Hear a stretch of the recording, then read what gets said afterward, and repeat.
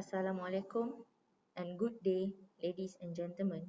My name is Nira binti Saadun from TNB Research, Sdn Berhad, and today I will be presenting a paper entitled Vulnerability Assessment and Mitigation Measure for Cascading Outages in TNB System.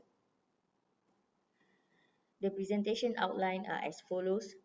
First, I'm going to start with the introduction, followed by the cascading analysis framework for TNB system. Next, I will show some case studies and simulation results. And last is the conclusion and some recommendation for the future work. Now, let's look at the introduction, which is in here. I'm giving general understanding on power system. Basically, power system, frequency, voltage, and rotor angle of synchronous generating units are the most important quantities that should be properly controlled in order to maintain the power system stability. Generally, power imbalance between demand and generation directly affect the frequency stability, while the voltage is directly affected by the reactive power imbalance. If the power system is subjected to an abnormal condition such as an overload due to sudden line tripping, load reconnection, frequency or voltage instabilities, and these are not addressed in time, the power system will experience cascading events which might lead to a blackout. Here are some cases of blackout incident and motivation or needs to develop online cascading analysis application. What is blackout? A blackout refers to the total loss of power to an area, and it is the most severe form of power outage that can occur. Recent major blackout incidents are at Brazil on February 2011, where 53 million customers affected for about 16 hours due to flaws in the transmission line. Other than that, on July 2012, northern and eastern India have experienced largest power outage in the history, where it affected about 620 million people for about 2 days. It is due to overloading of one of the 400 kV Gwali-Bina transmission lines, while the other transmission line was out of maintenance. The system failed again on the following day due to the demand generation imbalance, and about 700 million people were affected when nearly 32 gigawatt of energy was interrupted. Malaysia also have experienced about blackout incident on June 2013 during peak hour at Sarawak, which is claimed to be originated from Bakun Dam, causing a trip for the rest of the generators across the grid, resulting of severe traffic congestion in the major cities. Power system security has become vital concern and challenges among the power system operator, hence an online cascading analysis application may help in reducing risk of potential cascading event.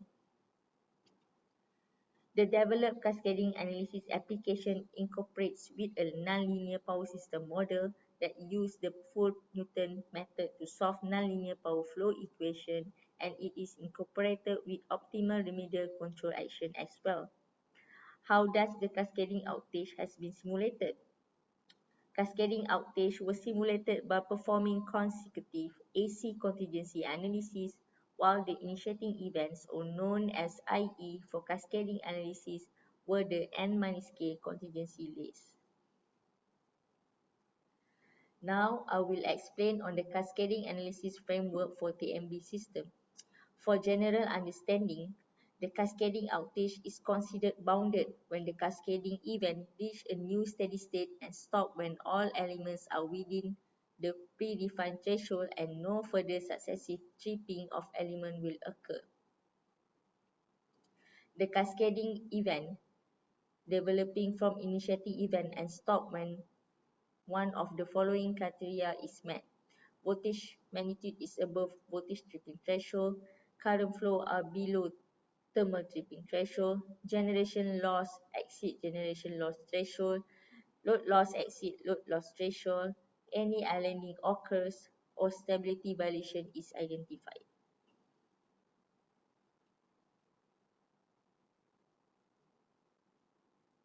For this cascading analysis framework, without applying remedial control action, can be performed as vulnerability assessment in order to identify the potential cascading event in the power system.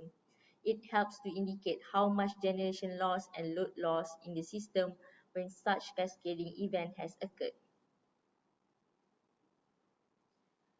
This is the cascading analysis framework with applying remedial control action right after initiating event or RE. Cascading analysis with remedial control action after initiating event is applied when power flow is diverged or voltage and or thermal violation identified after initiating event.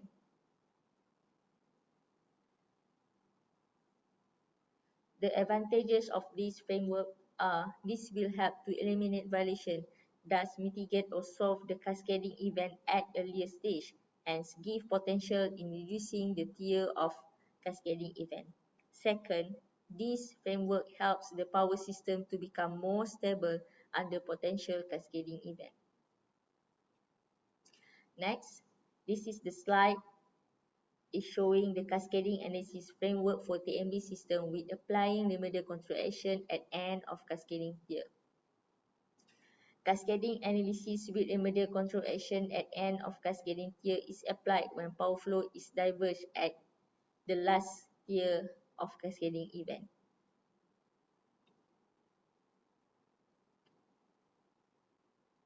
Concern arise when applying this framework at first.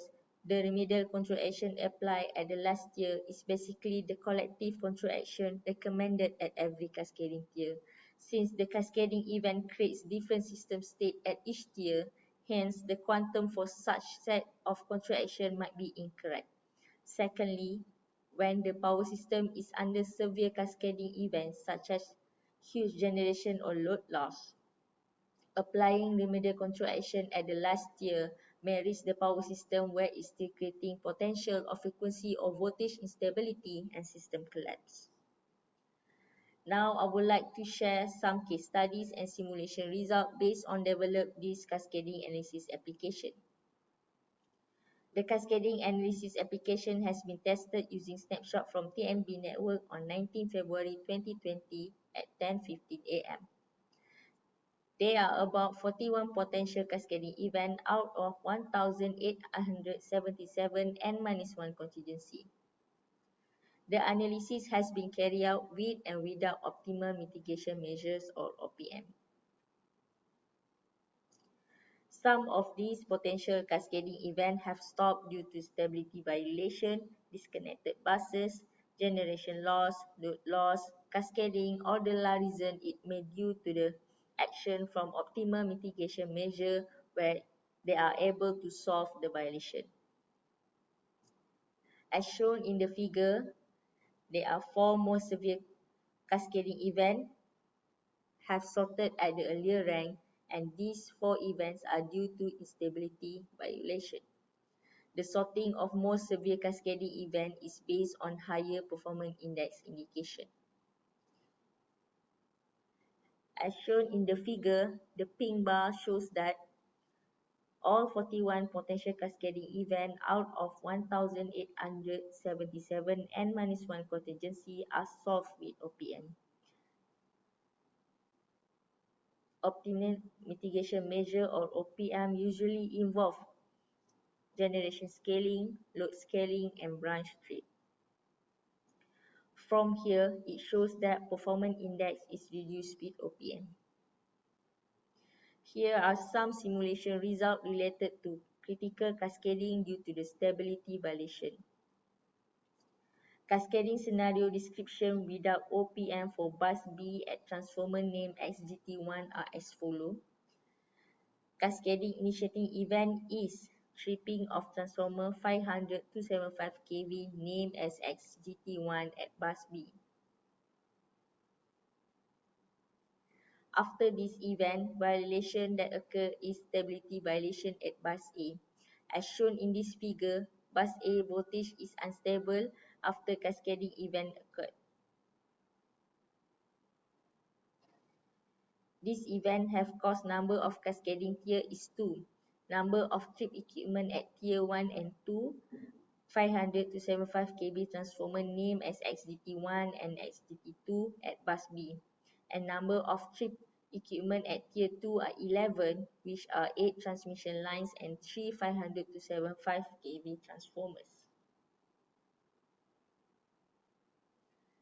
As shown in the figure, there is no stability violation occur after optimal mitigation measure, where bus A voltage is stable after remedial control action. Remedial control action involved in order to mitigate or solve this potential cascading event are generation scaling, which is generating 240 megawatt from bus Z and 231.214 megawatt from bus Y, trip 2275 kV branches from bus B to bus N and bus T to bus W.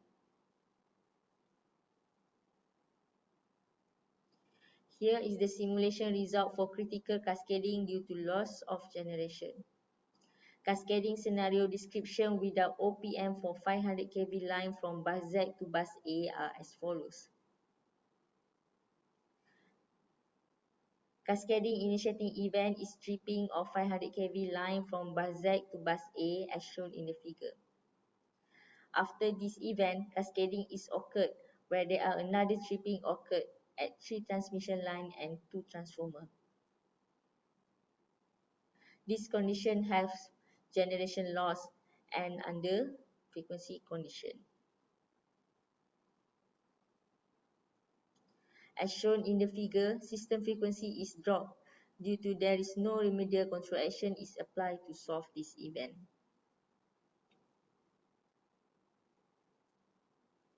This figure shows that the system frequency can be maintained when optimal mitigation measures are applied. The OPM control involved to solve this under frequency event are generation scaling, which is generating about 84.78 megawatt at bus AA and about 493.6 megawatt at bus CC, load scaling, which is by reducing 4 megawatt at bus DD and trip 1132 kV branch at bus H to bus E.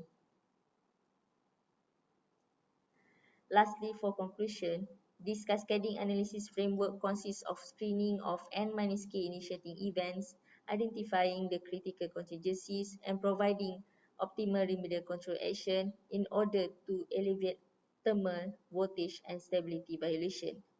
The optimal remedial action recommendation has been tested and validated using real-time hardware-in-the-loop (HIL) simulation and have proved that the control action can effectively mitigate the potential cascading event. As for recommendation and future enhancement, it is suggested to adopt this cascading analysis framework into actual power system environment integrated with existing SCADA EMS system at the control center. This may help to increase situation awareness and providing accurate operation decision making and planning. That's all for my presentation. Thank you and have a nice day.